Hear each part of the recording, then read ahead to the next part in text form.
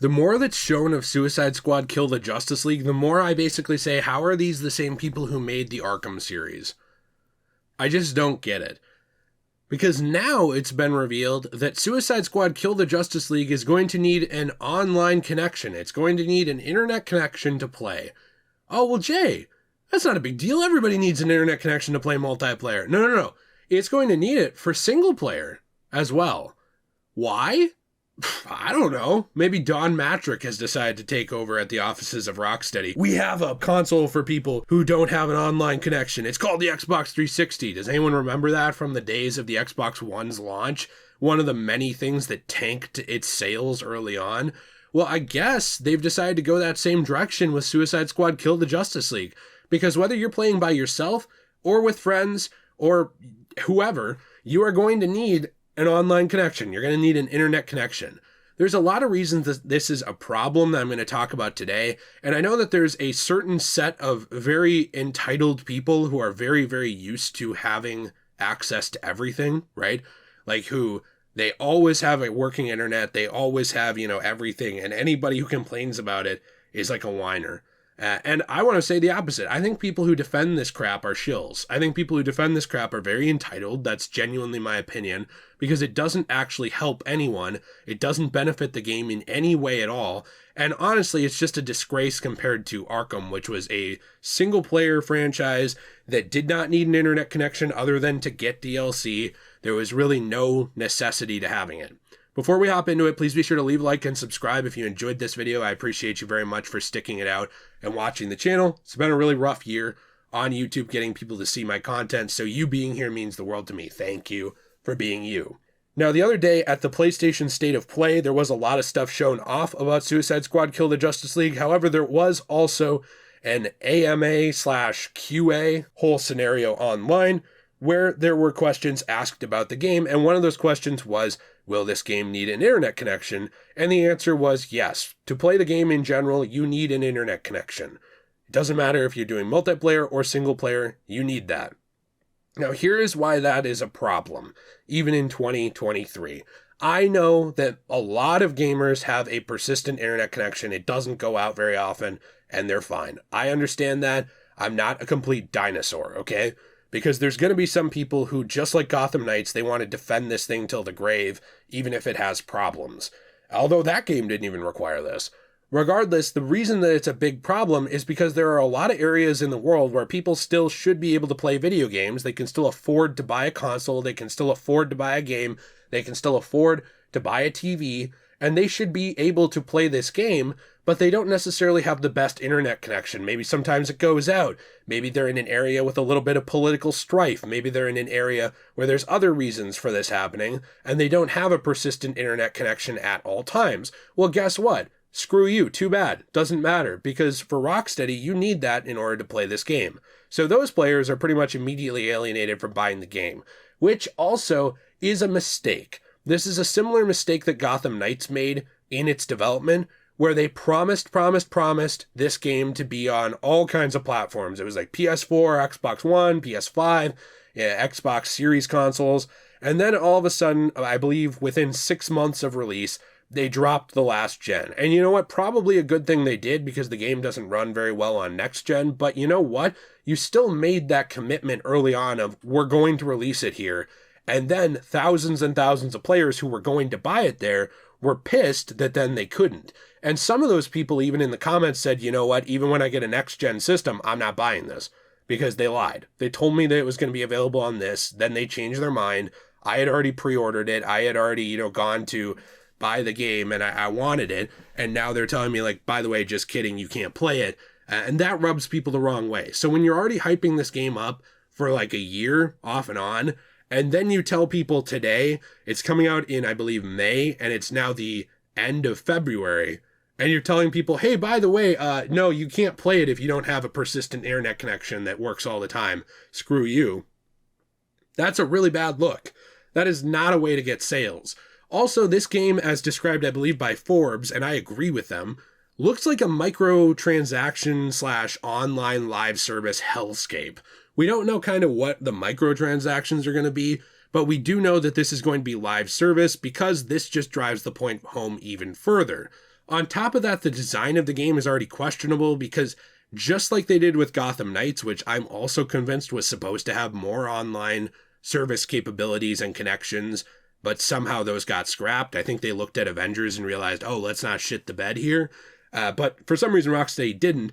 They're doing the light level type thing, from Destiny, where you have a power level. And so it's basically like you put on this gear, the gear has a power level, and that makes your overall level go up. I'm not a huge fan of that for a superhero game. I'm not really opposed to it for a game. And that's from somebody who used to have a Destiny addiction, so I will own that right here, right now. But the thing with the game that I do have a problem with is the fact that it's looking more and more like The Division or like Destiny or like one of these live service type games that's online pretty much all the time. And now that they told you need an online connection at all times, it seems even more like that. On top of that, as well, this whole thing is a problem because it absolutely, my cat just ran through the room, kneecaps the preservation capabilities of this game. I know that for the foreseeable future, the online connection of things like Xbox Live and PlayStation Plus will be a thing, but who's to say that they will be forever? What if someday they're not? This game is going to be released physically, meaning that unless they print a bunch of new copies physically later on, which they won't do, that don't need an online connectivity, even if you want to buy this game in the future to play it as a single-player disc, too bad, because it needed online connectivity, so unless that got patched out, you're not going to be playing it. But I'm assuming that the disc needs it as well. This isn't something where they'd make a requirement for the digital version to have online connection only, but the physical version doesn't need it for single-player. So, if you're not following, it's not because you're stupid, it's because I don't explain things the best sometimes. Here's what I'm saying. You go buy a disc right now. You put it in. It needs an online connection to play. PlayStation Plus and Xbox Live are there. You're golden, right? You're fine. If you're like me and you have good internet, doesn't affect you.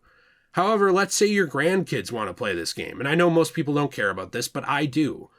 They can pop in a disc of Xbox 360 Arkham Asylum, and at that point it's going to look like shit, but they can play it, or they can go download a digital copy of it on PC. I'm sure it will still be floating around because especially with things like emulation and the fact that those files have been widely distributed at this point, it will be out there on the internet. They can download it and they can play it. The problem with this is, let's say that in 20 years or 30 years, there is no way to patch this game. Someone goes to put a disc in and it requires an online internet connection that's no longer there on that service. This game is now a coaster. This game already has a shelf life. It already does, and it's not even out. Isn't that something that bothers you? It bothers me. Yes, we have shelf lives as human beings, but you look back at art that was created 50, 60 years ago, you can still watch and engage with that art. You can watch movies that were recorded in the 70s. And they're just as good today. You don't need an internet connection, and imagine if you did. Imagine if you went to the store tomorrow, and I know not many people do this anymore, which makes me sad, and you bought a disc of The Batman, because you love the movie, and you go home. And let's say you require an internet connection to watch that. Why? Why would you need that? That adds nothing to the product. All that does is potentially inconvenience the person who wants to engage with the product. And that's where I think this is. It's a potential inconvenience to any of us. A snowstorm or a rainstorm or something goes through, or a tornado hits a town over and all of a sudden your internet's down for a few days. Too bad you're not playing this game. Doesn't matter if you have electricity or not. Doesn't matter if you bought the game in the console or not. Too bad. They don't care. Another thing too with it is preservation. Potential preservation for this game is just completely kneecapped, unlike the rest of the Arkham continuity. And finally, to me, I don't like throwing around this kind of thing too much. This feels disrespectful.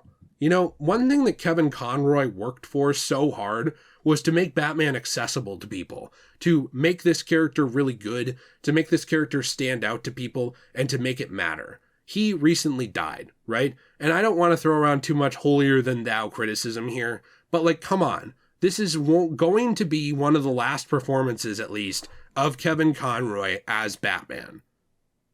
And yet, it's stuck in an online-only, multi-transaction live service game. Why? What? Why? I know they couldn't know that he was going to die, but isn't this a decision that should be reversed? Like, what purpose is there to make me be online all the time if I'm one person playing by myself in my room? There's none. There's no purpose to this. It comes off disrespectful to the players to me. This comes off disrespectful to the final performance of Kevin Conroy, or one of them as this character. And it just overall seems like a massive potential inconvenience, even to people in areas like mine where the internet is a guarantee. And also, it just completely excludes people in areas where it's not. I'm pissed about this. I think this is a huge mistake. And every time they show off this game, there's like some other big mistake that makes me wonder if the real reason the founders of Rocksteady left really was amicable. Let me know in the comments down below what you think about this whole thing. Please be sure to leave a like and subscribe if you enjoyed it. It just pisses me off and it seems really unnecessary, but I'm interested to hear your thoughts.